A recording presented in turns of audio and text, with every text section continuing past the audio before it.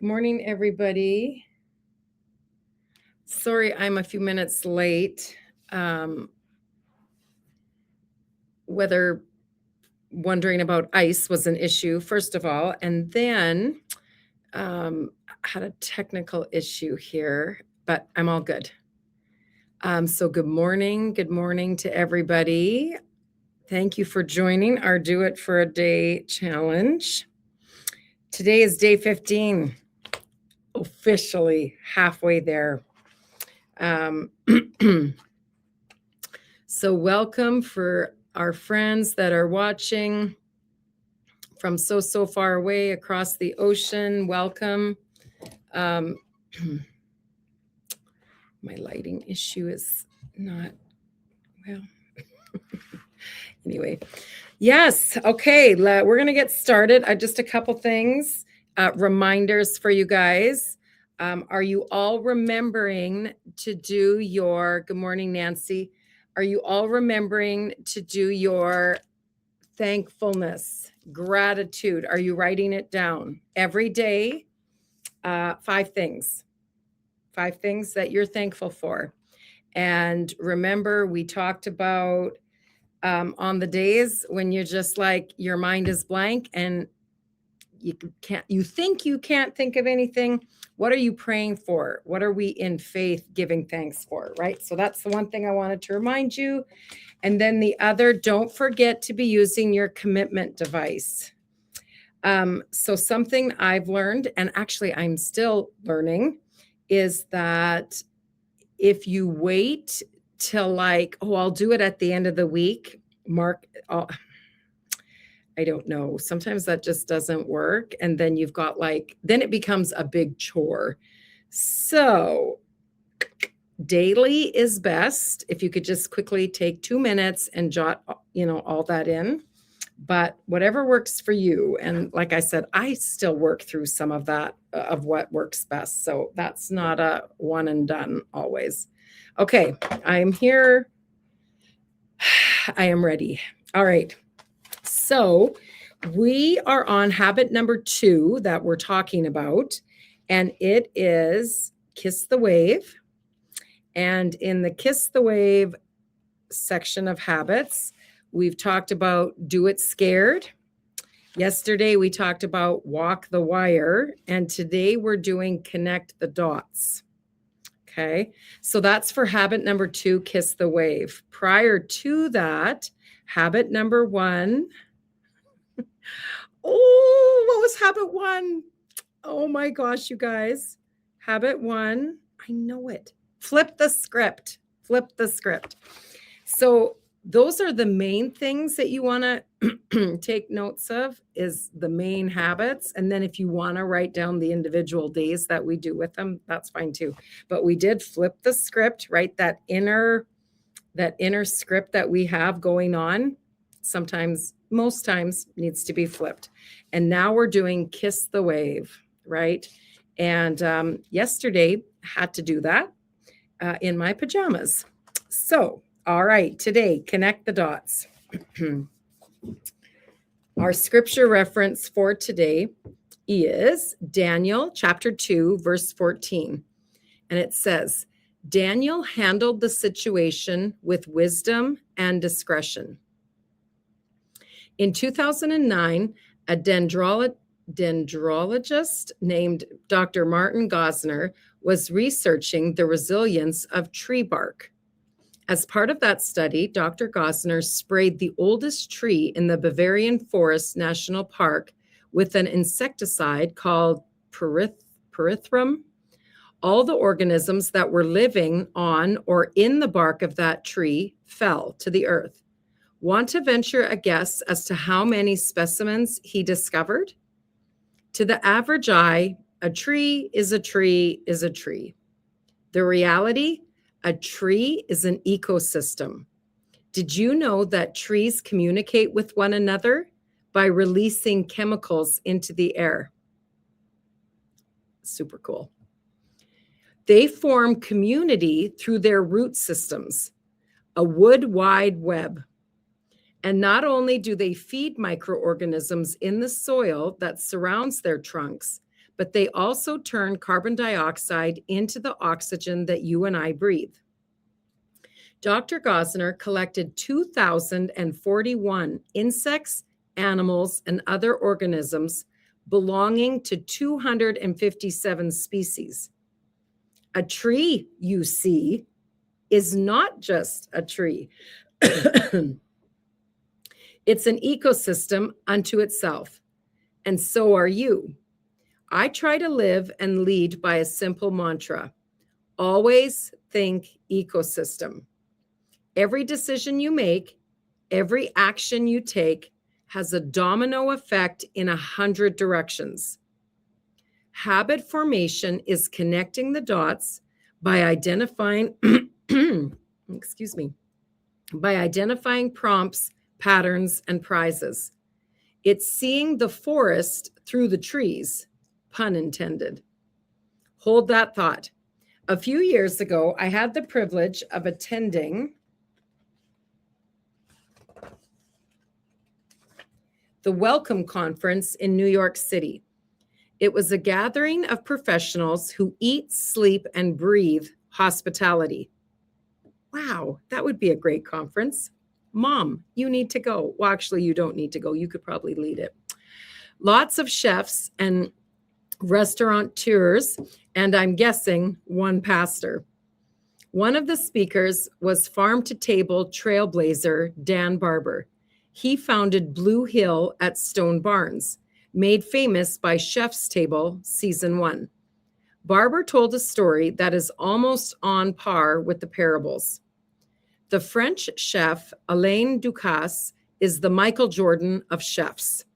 The first chef to own restaurants with 3 Michelin stars in 3 cities, Ducasse heard about Blue Star at Stone Barns and decided to pay a visit. Dan Barber was incredibly flattered and more than a little anxious. What do you serve your culinary hero for breakfast? Blue Hill has an all-pasture dairy, which means the cows don't get any grain. Barber decided to go old school and show off his butter by serving it on some freshly baked bread. Ducasse ate awfully slow, and he didn't say a single word. At one point, he took off his glasses and closed his eyes. Dan Barber was dying a slow death the entire time. Does he like it? Does he not like it? When Ducasse finally finished, he told Barber it was great, but Dan Barber wasn't buying what Alain Ducasse was selling. He said great, but he didn't mean great. So Barber asked a bold question. Mr. Ducasse, how could the butter be better? Ducasse answered his question with a question. Has it been raining often at Blue Hill Farm? Ducasse had no way of knowing, having just gotten off a plane from Japan. But Hurricane Irene had just hit the East Coast, resulting in record rainfall. Alain Ducasse could taste the weather. The butter was washed out. Wow. As Ducasse was about to leave, he turned around and asked another question. Was the butter churned by hand or made in an electric mixer? Barber was a little insulted.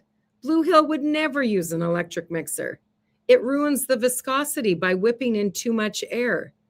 Then Ducasse posed one final question. The butter that I ate, was it from cows near the barn or far away? Barber told him that they pasture their cows near the barn, and that was that. A few days after his visit to Blue Hill, Barber was in the pastry kitchen when he caught an intern churning butter with, you guessed it, an electric mixer. Chef, she innocently exclaimed, I can make the butter much faster in a mixer. Not only could Ducasse taste the weather, but he could also taste the mixer. But wait, there's more. A week later, Barber was looking out on the pastures around Blue Hill, and he couldn't see any cows. He asked a farmhand where they were. Well, I'm trying an experiment, said the farmhand. I'm pasturing the cows in field 7, the field furthest away from the barn. When Barber asked why, the farmhand said, it's full of weeds. It's humbling to think about what he could taste intuitively, said Barber. Alain Ducasse could taste the rain, the electric mixer, and the weeds in Field 7. Kissing the wave is seeing past the surface of the situations we find ourselves in. It's connecting the dots a little differently. How? By asking questions, by divergent thinking, by looking for interrelationships, by contemplating unintended consequences, by considering cause and effect, by identifying what's happening in Field 7. In 6th century BC, King Nebuchadnezzar and the Babylonian army laid siege to the city of Jerusalem. They broke through the wall, plundered the temple, and took captives from the creative class and upper class back to Babylon.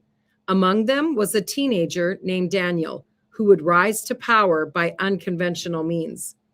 Daniel spent 3 years learning the language and literature of the Chaldeans.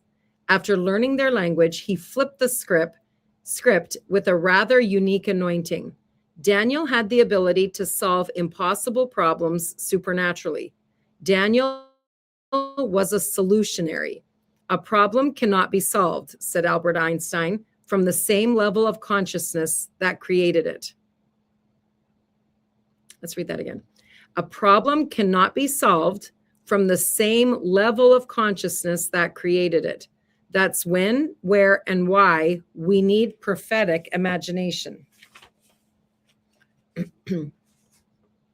When Arioch, the commander of the king's guard, had gone out to put to death the wise men of Babylon, Daniel spoke to him with wisdom and tact. The Hebrew word tact means taste. Think, I don't know what this word is. Think sommelier? Sommelier? Did you know that 80% of wine's taste comes from its aroma? What? 80% of a wine's taste comes from its aroma. A well-trained sommelier, okay, see, I didn't know that that's what that person was, can taste the tannin, the element that adds texture, complexity, and balance. He can taste the soil, the altitude, the age, and the weather too.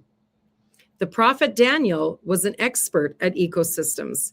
His ability to perceive things beyond his 5 senses is almost unparalleled. Yes, he was highly educated, but the X factor, the it factor, is something called prophetic imagination. It's seeing the invisible, hearing the inaudible, and perceiving the impossible. We think of prophets as people who have supernatural foresight, and that's certainly one dimension of prophetic imagination. It's seeing further than others see. It's seeing before others see. That said, 2 other dimensions are less recognized but equally important. The second dimension is supernatural insight. It's seeing past presenting problems and recognizing root causes. It's identifying unintended consequences before they happen. It's seeing the way different parts of an ecosystem affect one another. It's tasting the weather, the mixer, and the weeds in Field 7. This is critical when it comes to hacking habits. It's hard to interrupt the pattern if you don't see it. So he's talking about bad habits, right? The third dimension of prophetic imagination is supernatural hindsight. It's making sense of who, what, when, where, why, and how. You cannot connect the dots looking forward, said Steve Jobs in his now famous commencement address at Stanford University. You can only connect them looking backward. Remember the advice on day 8? Look both ways. The further backward you look, the further forward you will see. In decisive hours of history, said the Jewish theologian Abraham Heschel, it dawns upon us that we would not trade certain lines in the book of Isaiah for the 7 wonders of the world. I'm not sure whether Heschel was referring to the ancient wonders or the natural wonders. Either way, we need a word from God. I'd rather have one God idea than 1,000 good ideas. Good ideas are good, but God ideas change the course of history. Prophetic imagination gives us the moral courage to live counterculturally like Daniel. It's refusing to bow to the powers that be. It's speaking truth to power, creatively and lovingly. It's exegesis of our lives from a divine perspective. The task is reframing, said Walter Brueggemann, so we can re-experience the social realities that are right in front of us from a different angle. But prophetic imagination is not just sanctified explanations, it's sanctified expectations. In the spring of 1884, the French artist Georges Seurat began painting A Sunday on Le Grand Jatte. That painting, 7 feet tall and 10 feet wide, 7 feet tall and 10 feet wide, hangs in the Art Institute of Chicago. In the late 19th century, Impressionism was in vogue. Seurat broke with tradition and used a novel technique called pointillism. Instead of painting with brush strokes, he employed different colored dots. If you stand a few inches from magnum opus, it's anything but art. You're too close to see it for what it is. It looks like a hodgepodge of dots. The same could be said of the circumstances that you find yourself in right now. But if you back up, the dots form a masterpiece. If you stand at the right distance and stare long enough, you'll feel like a Parisian in a park on the banks of the River Seine. Life is like that painting, isn't it? It's awfully easy to lose perspective if you're too close to it. You need to zoom out. You need to widen your aperture. Then and only then will you see the meta-narrative God is writing. How did David defeat a giant named Goliath? He cultivated a compensatory skill with his slingshot, which involved lots of deliberate practice. But even more impressive than his skill set was his mindset. David was mentally tough. He connected the dots between what God had done and what he was about to do. The Lord who delivered me from the paw of the lion and from the paw of the bear will deliver me from the hand of this Philistine. David looks back at God's past tense providence and connects the dots with present tense circumstances, and it produces faith for future tense challenges. The lions and bears were like preseason games, preparing David to play the giants. Testimony is prophecy. If God did it before, he can do it again. Our future tense faith is grounded in God's past tense faithfulness. I like that. Our future tense faith is grounded in God's past tense faithfulness. That is where holy confidence comes from. We live at the intersection of two theologies, two realities. The faithfulness of God is pursuing us from the past. The sovereignty of God is setting us up for the future. We live at the intersection of so far, so God, and the best is yet to come. So how do I make it a habit? Always think ecosystem. Sir Richard Branson, the serial entrepreneur, lives by a simple maxim: A, B, C, D, always be connecting the dots. Always A, B, connecting C, D, dots. Always be connecting the dots. A, B, C, D. You connect the dots by asking the question, what have you come to teach me? Ask it of every person you meet. Ask it of every situation you find yourself in. If you take a learning posture toward life, it will teach you lessons you can't learn any other way. Can I make one more recommendation? Keep a journal to record those lessons. Surprise, surprise. When I meet with people, I always try to have my journal handy. Why? I have something to learn from them, and if I don't write it down, the lesson will be lost on me. Many years ago, Dr. Catherine Cox did a thorough study of 3,000 biographical sources, researching 301 of history's greatest geniuses. Along with assessing 67 character traits, she retroactively gave them an IQ grade. She also discovered one common denominator among them. All of them recorded their thoughts and feelings, their ideas and insights, their observations and reflections in a journal of one kind or another. A gratitude journal connects the dots between blessings, turning moments into memories. A dream journal connects the dots between experiences, marking your trail. A prayer journal connects the dots between cause and effect and ensures that you give God the glory when he answers those prayers. ABCD, always be connecting the dots, is the difference between learning from our mistakes and repeating them. It's the way we explain our experiences. Great leaders connect the dots a little differently, a little better. If you want to break a habit cycle or make a new one, you have to connect the dots between prompt, pattern, and prize. That takes no small measure of prophetic imagination. Connect the dots. Wow, that was a good chapter today, wasn't it? I love the ecosystem idea. That is amazing. Wow. Whew, there's just always a load in here, isn't there? ABCD, always be connecting the dots. That is amazing. I love it. Daniel handled the situation with wisdom and discretion. That's good too, isn't it? Wow. Okay. That was a great day today. Tomorrow we start a new habit called Eat the Frog. Okay. So that'll be our third habit that we're diving into. Let me see. Hi, Pastor Joseph. Good to see you made it on here this morning. Awesome. And a big welcome to those, my replayers, those that are catching this on the replay. Love you guys too. Praying for all of you as we're learning to break some of the bad habits that we have in our life that aren't serving us, right? That really is the truth. They're not serving us, and we need to connect the dots, right?